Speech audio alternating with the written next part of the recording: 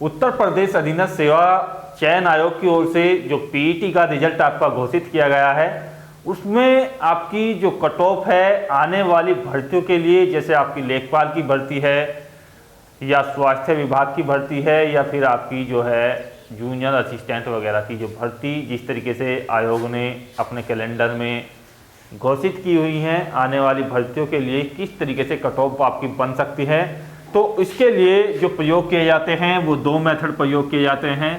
अब आयोग ने ये तो स्पष्ट नहीं किया है कि आपकी जो भर्ती की प्रक्रिया है वो किस मेथड से होगी, तो दोनों मेथड को हम यहाँ पर समझेंगे और उससे समझते हुए एक निष्कर्ष निकालेंगे कि किस कैटेगरी में किस व्यक्ति की मेल या फीमेल के लिए क्या कट ऑफ बन सकती है यदि दोनों मेथड को अप्लाई किया जाए। तो यहाँ से प्रक्रिया को थोड़ा सा समझेंगे और उस पर ध्यान देंगे।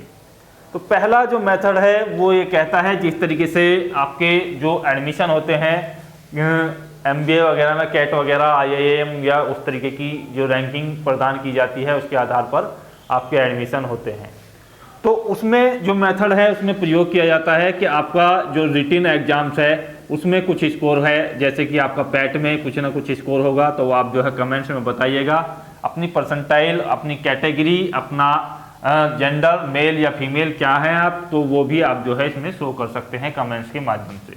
तो पहले क्या होगा, रिटन आपका एग्जाम्स हुआ जिस तरीके से पीईटी का हुआ, उसमें आपका जो स्कोर है या जो परसेंटाइल है वो कुछ आप ना कुछ आपको मिला ही होगा, आपने जो भी कुछ किया है उसके आधार पर जो आपकी परसेंटाइल है वो आपको मिली होगी। अब इस परसेंटाइल के आधार पर आपको जो है किसी इंस्टीट्यूट या किसी कॉलेज में आपकी जो सीट हैं तो उसको इस तरीके से लेकर के चलते हैं क्योंकि वहाँ एडमिशन होते हैं। यहाँ पर हम जो है वो उस चीज़ को लेकर के चलेंगे वैकेंसीज के रूप में। तो जो आपकी वैकेंसीज हैं, मान लीजिएगा लेखपाल में वैकेंसीज हैं आपकी 8,000 वैकेंसीज हैं, तो 8,000 वैकेंसीज के लिए आपके जो हैं सभी के आवेदन मांगे जाएंगे। सभी से मेरा मतलब ये है कि वहाँ एक स्कोर होता है, एक टाइप्स होता है कि कम से कम 60% से कम वाले यहाँ जो है आवेदन नहीं कर सकते हैं। तो हो सकता है कि आयोग भी इस तरीके की कोई कंडीशन लगा दे कि 60% या 70% वाले आवेदन नहीं कर सकते हैं। तो ये एक कंडीशन है, वो आयोग के ऊपर निर्भर करता है कि वो कितनी परसेंटेज पर लगाएगा, लेकिन एक अनुमान है कि लगभग 60% तक ही ज़्यादातर जो इसी तरीके की कंडीशन लगाई जाती है, तो ज़्यादातर 60% पे ही रिकवर किया जाता है या 50% पर आपका रखा जाता है। तो जिनकी परसेंटाइल 60% से ऊपर है उनको निश्चित ही यदि ये मेथड अप्लाई होता है तो मौका मिल जाता है। तो यहाँ से जब आप लोगों के आवेदन मांगे जाएंगे, इससे ऊपर के जितने भी अभ्यर्थी हैं, क्योंकि यहाँ पर पैट के लिए इतनी कंडीशंस नहीं थी जितनी आपकी जो आने वाली भर्ती के लिए होंगी, उसमें आपसे डिप्लोमा अलग मांगा जाएगा, कोई विशेष सर्टिफिकेट अलग से मांगा जाएगा। जैसे स्वास्थ्य कर्मी की भर्ती है तो उसमें आपके अलग अलग पोस्ट के लिए अलग अलग डिप्लोमे, अलग अलग डिग्री की रिक्वायरमेंट होगी जो सभी के पास नहीं होती है। उसी तरीके से लेखपाल में यदि CCC या कुछ अन्य डिप्लोमा ऐड किया जाता है या कोई विशेष योग्यता है तो उसमें अलग से मांगा जाता है। कोई डिफेंस के लिए भर्ती है उसमें आपका फिजिकल या उस तरीके का क्राइटेरिया मांगा जाता है। जूनियर असिस्टेंट में आपके टाइपिंग वगैरह का जो है वो मांगा जाता है। तो सभी जो है सभी प्रकार की भर्तियों के लिए योग्य नहीं है। अब इसमें कंडीशन यही बनती है कि जिनके ये आयोग तय करेगा कि 50 या 60% से ऊपर हैं वो वाले इसमें आवेदन कर सकते हैं।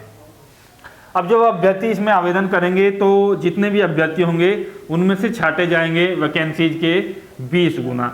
अब 20 गुना जो छांटे जाएंगे या 15 गुना वो तो आयोग के ऊपर निर्भर करता है, लेकिन 20 गुना का अनुमान है क्योंकि आयोग की ओर से 1-2 बार जो सूत्रों से खबर है कि 20 गुना का अनुमान है कि 20 गुना कैंडिडेट इसमें है छांटे जाएंगे। अब 20 गुना कैंडिडेट इसमें छांटे जाएंगे। मान लीजिएगा कि 60% से ऊपर वाले 5 लाख स्टूडेंट्स हैं या 6 लाख स्टूडेंट्स हैं, उनमें से 20 गुना वैकेंसीज के आपके छांटे जाएंगे। जो योग्य होंगे वो ही तो इसमें आवेदन करेंगे, जिनके पास वो कंडीशंस बनती है। तो जैसे 6 लाख स्टूडेंट्स हैं जिन लोगों के 60% से ऊपर हैं, ये एक मानना है, वो वास्तविकता मुझे भी नहीं पता है कि कितने हैं। तो इन 6 लाख में से कम 3 लाख अभ्यर्थी इसमें आवेदन कर सकते हैं, क्योंकि लेखपाल की साधारण योग्यता है 12th पास है। यदि ट्रिपल सी मांगा जाएगा तो ज़्यादा से ज़्यादा इसमें 2 से 2.5 लाख आवेदन होंगे, क्योंकि कुछ लोग आवेदन नहीं भी करते हैं या कुछ उनके अपने निजी रीजन है या उनकी जो है नियुक्ति कहीं और हो जाती है, तो वो इसमें जॉब्स के लिए क्या आवेदन करेंगे। तो 2.5 लाख सपोज कीजिएगा आवेदन हुए, यदि इनकी 60% से ऊपर वालों को रखा जाता है। अब इसमें से क्या होगा कि आपके जो चुने जाएंगे वो लगभग 1,60,000 चुने जाएंगे, तो इसकी जो लिस्ट है वो फिर जारी की जाएगी और इसमें से जो लिस्ट है या जो कैंडिडेट्स हैं उनको जो है ये जो है आपको लिखा आएगा कि सेलेक्टेड हो आप जो है लेखपाल के मेंस एग्जाम्स के लिए। तो ये प्रोसेस आपकी एक प्रकार से होती है। फिर आप जो है मेंस में जो भी स्कोर करोगे, आपकी जो भर्ती का एग्जाम्स है उसमें जो भी आप स्कोर करोगे उसके आधार पर आपको जो है फाइनली सेलेक्ट किया जाएगा। यहाँ से इस तरीके से छटनी हो सकती है, जो विशेष रूप से आपकी एग्जाम्स के तौर पर, आपकी परसेंटाइल के तौर पर इस तरीके से आपको मौका मिल जाता है। अब उनमें जो छटनी हुई है, जो आपके योग्य कैंडिडेट्स हैं उनको अलग से फिर लिस्ट दे दी जाती है। उनके जैसे कि यहाँ एडमिशन के लिए MBA वगैरह में होती है तो उनकी लिस्ट जो है भेज दी जाती है, उनके डॉक्यूमेंट्स वेरिफिकेशन और उनका इंटरव्यू वगैरह आगे की प्रोसेस हो जाती है, के बाद फाइनल सिलेक्शन होता है। दूसरी कंडीशंस आप लोगों के लिए ये है कि आपकी जो है डायरेक्ट छटनी की जाए। अब डायरेक्ट छटनी में समस्या वही आएगी कि डायरेक्ट छटनी में ये जो है अभ्यर्थी नहीं मिल पाएंगे। डायरेक्ट छटनी का मतलब ये है कि यहाँ से यदि वैकेंसीज आपकी 8,000 हैं लेखपाल की या किसी अन्य भर्ती को आप लेकर के चलेंगे, तो उनमें से जो टॉप कैंडिडेट्स हैं वो छांट लिए जाए, यानी कि 1,60,000 हमने कैंडिडेट्स इसमें से छांट लिए शुरू के टॉपर्स। तो यहाँ क्या बनेगा, यहाँ बनेगा कि लगभग ये मान करके चलिएगा कि 93 या 94 परसेंटाइल से ऊपर वाले इसमें सेलेक्ट किए जाएंगे, बाकी हो सकता है कि ना किया जाए। ये जनरल की बात कर रहा हूँ मैं, बाकी कैटेगरी वाइज भी इन दोनों मेथड से बताऊंगा कि आपकी कट ऑफ क्या रह सकती है। तो इसमें क्या है कि इसमें दिक्कत ये है, परेशानी ये है कि कैंडिडेट्स जिन लोगों के ऊपर वालों को छांट लिया है 1,60,000 को, अब इसमें किसी का मन है नौकरी का, किसी का नहीं है, क्या पता कोई कौन सी नौकरी करना चाहता है तो वो आवेदन करे या ना करे, वो तो उसकी इच्छा है। लेकिन ये 1,60,000 ये आयोग जो है अपनी तरफ से ही बिना स्टूडेंट्स की इच्छा के छांट लेता है, तो यहाँ से थोड़ी सी परेशानी बन जाती है। तो ये रीजन है कि इस तरीके से बात जो है बनने की संभावना बहुत कम लगती है। दूसरी परेशानी ये है कि जो छात्रों के पास योग्यता है वो हो सकता है कि स्वास्थ्य कर्मी की जो योग्यता है वो उससे मैच ना करती हो, या आपकी जो लेखपाल की है, सपोज कीजिए लेखपाल में यदि CCC मांगा जाता है तो इनमें से कम आधे से अधिक अभ्यर्थियों के पास CCC भी नहीं है, जो 1,60,000 यहाँ से छांटे गए हैं। तो यहाँ से क्या बात बनेगी, यहाँ से बनेगी अभ्यर्थी रह जाते हैं 50,000 60,000 या उस तरीके से। तो थोड़ी सी यहाँ पर ऑब्जेक्शन बनेगा आयोग के लिए भी और छात्रों के लिए भी, तो ये परेशानी आएगी। ये छात्र जो हैं फिर ये कोर्ट वगैरह का रुख करेंगे, तो वहाँ से डिसाइड होगा कि आपका कैसे होगा। तो लेखपाल की भर्ती यदि इस प्रक्रिया से आएगी तो वो फंस जाएगी, क्योंकि यहाँ का तो आपका मेथड ही गलत हो जाता है।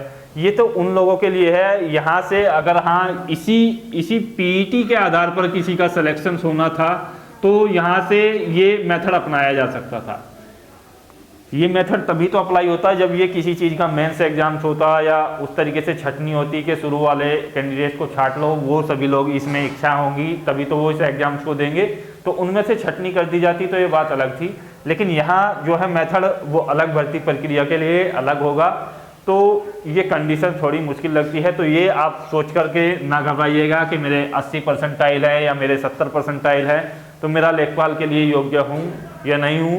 ये तो आयोग के ऊपर निर्भर करेगा अभी वो कौन सा मेथड अप्लाई करता है, किस तरीके से करता है। तो ये 2 मेथड जो है विशेष रूप से होते हैं।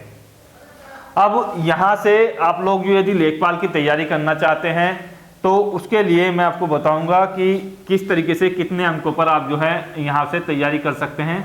उससे पहले जो कैंडिडेट्स यहाँ पर तैयारी करना चाहते हैं लेखपाल की, तो बुक्स परचेज कर सकते हैं आप ऑनलाइन साइट के माध्यम से, लिंक डिस्क्रिप्शन बॉक्स में दे दिया जाएगा। ये बुक्स है आपकी चक्षु प्रकाशन आगरा की ओर से, दोनों प्रकार की बुक्स है, सेपरेट भी है और गाइड बुक्स भी है। बात कर लेते हैं कि मेल फीमेल और किस प्रकार से आपका जो है सिलेक्शन दे सकते हैं, कितने अंकों पर, कितने परसेंटाइल पर।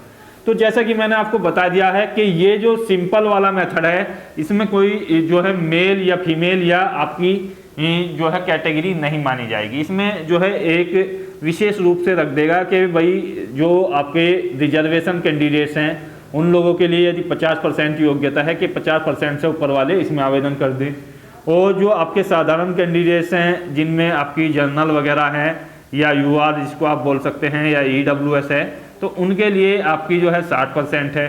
तो इस तरीके से इससे ऊपर वाले सभी इसमें अप्लाई कर सकते हैं। तो इसमें मेल या फीमेल इस तरीके से कैटेगरी या वो डिवाइड नहीं होगा, रिजर्वेशन के लिए अलग और साधारण के लिए अलग। जो साधारण तौर पर होता है कि जनरल को जो है 60% पे पास है और ओबीसी एससी को जो है 55% पे पास है, उस तरीके की कंडीशंस ये लोग इस मेथड के रूप में लगा सकते हैं। लेकिन यहाँ यदि ये वाला मेथड अप्लाई होता है तो इसमें क्या होगा, जिस तरीके से कोटे में आपकी वैकेंसीज हैं, तो वैकेंसीज ये मान करके चलिएगा कि यदि 8000 वैकेंसीज हैं, अब 8000 वैकेंसीज में आपकी जो है 20% या 30% जो है महिलाओं के लिए हैं, इसमें से आपकी जो है महिलाएं छट जाती हैं।